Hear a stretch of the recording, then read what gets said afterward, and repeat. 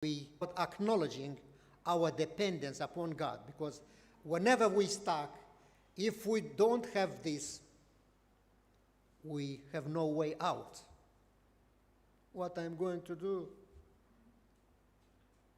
I am done, I lost. We are dependents.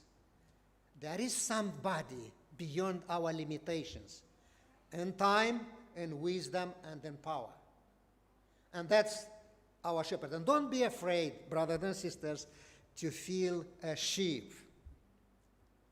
Yes, I was leading a evangelistic campaign, and you know, at some point you go back in Moldova. I didn't have time to have any of this while in Gloucestershire ministering for several years in that district. And there was this lady, she was from school, a school teacher. And she was whispering to her, to our sister, her neighbor who brought her in the church, well, I don't feel comfortable being called a sheep. And that conversation came to me after that. And I thought, what do I say? And what came to my mind was, I am not scared or afraid to be called a sheep if God, the Almighty Creator, comes down to call himself a shepherd. So this shepherd gives motivation to our lives. One of the things that we certainly need if we are going to have a life worth living is to have faith in something that is big enough for our lives. So in other words, we are always in need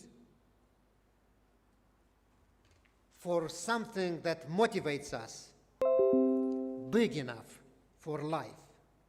And trust me, if you have to have a life worth living, you need to go to have a God worth serving.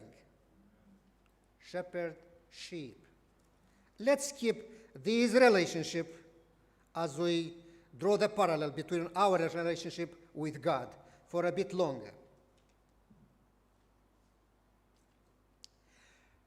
You might remember yourself getting stuck,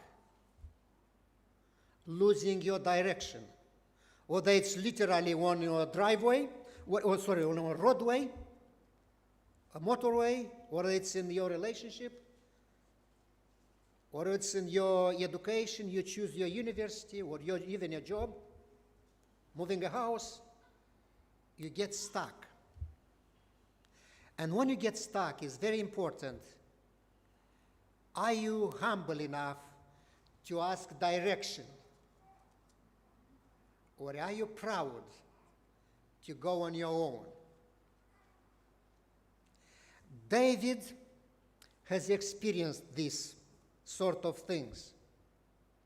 And when he did things by himself, he had to be told by Nathan about the consequences of his choices. A proud, powerful king making choices. And when he in his pride made some bad choices, he had to be brought down by the prophet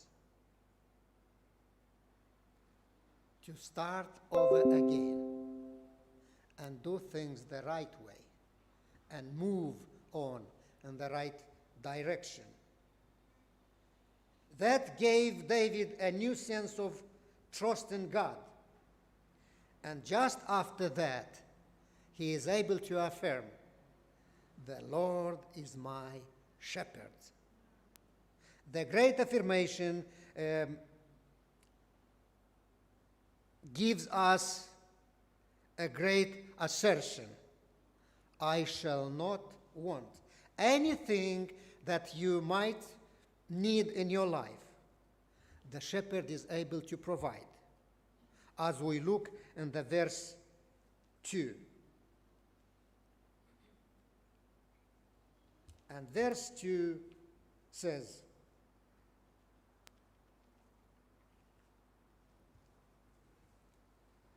He pastures my soul, He leads me in the paths of righteousness for His name's sake.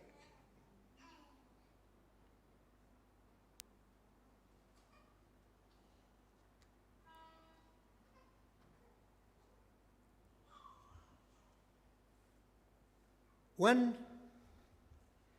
sheep get stuck,